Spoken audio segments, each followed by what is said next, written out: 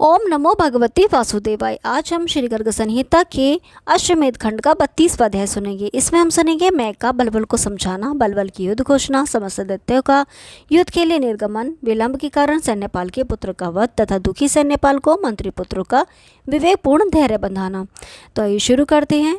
श्री गर्ग जी कहते हैं, राजन तदंतर सोने के सिंहासन पर बैठे और शोक में पूर्ण डूबे हुए दैत्य बलबल से मैं उसी प्रकार बोला जैसे कुंभकर्ण अपने ज्येष्ठ बंधु से बात कर रहा हो। नरेश्वर, आज तुमने राघवों का बल देख लिया। दैत्य समूहों सहित तुम्हारे 4 मंत्री मारे गए। अब तुम्हारे नगर में प्रमुख लोगों में से तुम बचे हो और मैं दैत्यराज, अब तुम्हारी जैसी इच्छा हो वैसा करो। बलबल बोला, अब मैं यादवों का शीघ्र विनाश करने के लिए रणभूमि में जाऊंगा, तुम महल में छिपे रहो।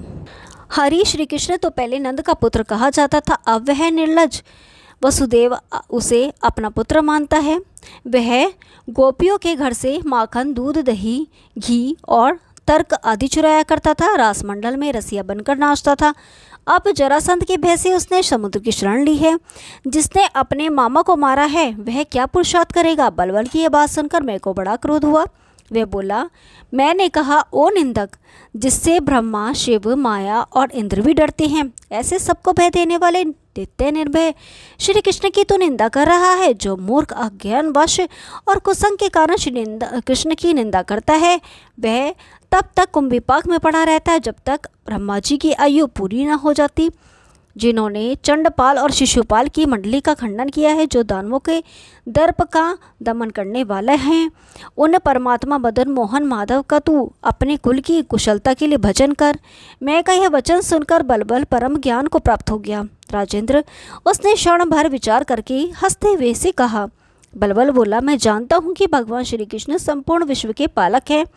बलराम जी साक्षात भगवान शेषनाग हैं, प्रद्युम्न कामदेव के अवतार हैं और यहाँ आए हुए अनिरुद्ध साक्षात ब्रह्मा जी हैं।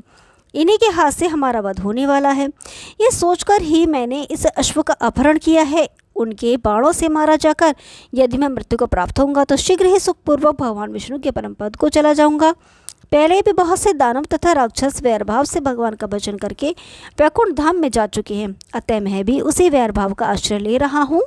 ऐसा कह कवच धारण करके दानव शिरोमणि बलबल ने तुरंत ही अपने सेनापति को बुलाया और इस प्रकार कहा, सेनापति, तुम प्रयत्न पूर्वक ढिंढोरा पिटवाकर इस पुरी में मेरा यह आदेश प्रसारित कर दो कि वीरों में जो लोग भी बचे हैं वे अनिरुद्ध के साथ युद्ध के लिए चले। जो मेरी आज्ञा नहीं मानेंगे वे बेटे अथवा भाई ही क्यों न हो, युद्ध किए बिना वध के योग्य समझे जाएंगे। बलबल का ऐसा आदेश सुनकर सेनापति ने गली गली और घर घर में डंका बजाकर बड़े वेग से उसकी आज्ञा घोषित कर दी। ढिंढोरे के साथ की गई इस घोषणा को सुनकर समस्त दैत्य भय से आतुर हो गए और शीघ्र ही सब प्रकार के अस्त्र शस्त्र लेकर वे बलबल के सभा भवन में गए।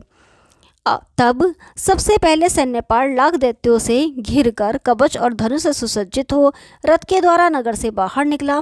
दुनेत्र, दुर्मुख, दुस्वभाव और दुर्मुद ये मंत्रियों के 4 पुत्र भी युद्ध के लिए निकले। बलबल के साथ महामत, गजराज, चपल अंग वाले तुरंग तथा देव विमानों के समान आकार वाले रथ थे। विद्याधरों के समान पैदल योद्धा भी चल रहे थे।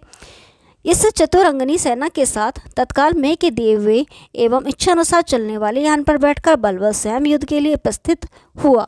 उसके साथ 4 लाख बड़े बड़े असुर थे। सैन्यपाल का पुत्र भूखा था और उस पर भोजन कर रहा था, इसलिए युद्ध के निमित्त शीघ्र नहीं निकल सका। सेना में उसे नहीं आया देख बलबल के सैनिकों ने डरते दैत्यराज से उसके अनुपस्थित होने की बात बताई। तब बलबल के आदेश से कई वीर गए और उसे रोषपूर्वक रस्सियों से बांधकर राजा के सामने ले आए। इस सफलता से उनके मुख और नेत्र खिल उठे थे। सैन्यपाल के पुत्र को देखकर प्रचंड शासक बलबल ने बहुत फटकारा और वेगपूर्वक उसके मुख पर भुषुंडी मार दी। सैन्यपाल के पुत्र का वध हुआ देख सब दैत्य भयभीत हो उठे। सैन्यपाल संग्राम में अपने पुत्र को मार दिया गया सुनकर दुख से आतुर हो हाथों से माया पीटता हुआ रथ से गिर पड़ा। वह पुत्र के दुख से दुखी हो अत्यंत विलाप करने लगा। हाँ पुत्र, हाँ वीर, मुझे वृद्ध पिता को छोड़कर रणक्षेत्र में शतंगृह के मार्ग से तुम स्वर्ग को चले गए, मेरा दर्शन तक नहीं किया। बेटा, तुम राजा के शासन से युद्ध किए बिना ही कहाँ चले गए। इस तरह विलाप करता हुआ सैन्यपाल संग्राम में रो रहा था।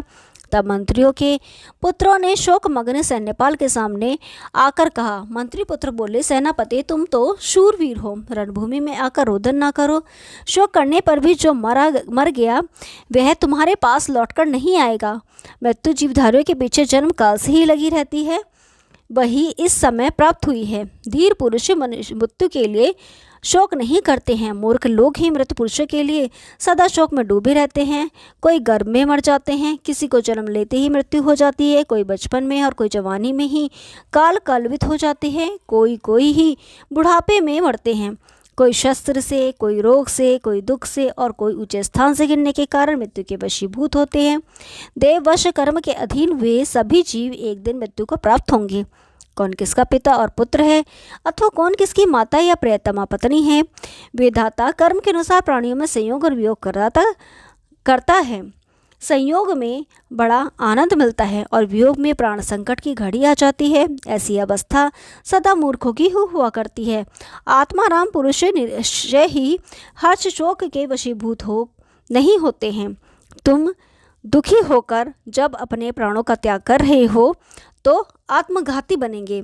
इसका परिणाम यह होगा कि नरक में पड़ोगे और फिर जन्म लोगे, इसमें संशय नहीं है। इसलिए इस महासमर में तुम श्रेष्ठ यादव वीरों के साथ युद्ध करो। क्षैत्यवृत्ति वाले लोगों के लिए धर्मयुद्ध से बढ़कर परम कल्याण का साधन कोई दूसरा नहीं है। जो संग्राम में धर्मयुद्ध करते हुए शत्रु के सामने वीर गति को प्राप्त होते हैं, वे समस्त लोगों को लांघकर भगवान विष्णु के परम धाम में चले जाते हैं। श्री गर्ग जी कहते हैं, राजन, उन दैत्यों के इस प्रकार समझाने पर सैन्यपाल ने सब शोक त्याग दिया तथा रोष से भरकर वहां आए हुए समस्त वीरों का निरीक्षण कर दिया। संग्राम भूमि में सब पर दृष्टिपात करके रोष से जलते हुए सैन्यपाल ने शीघ्र ही यह बात कही। ओम नमो भगवती वासुदेवाय। कल 33वां अध्याय सुनाएंगे, तब तक के लिए नमस्कार।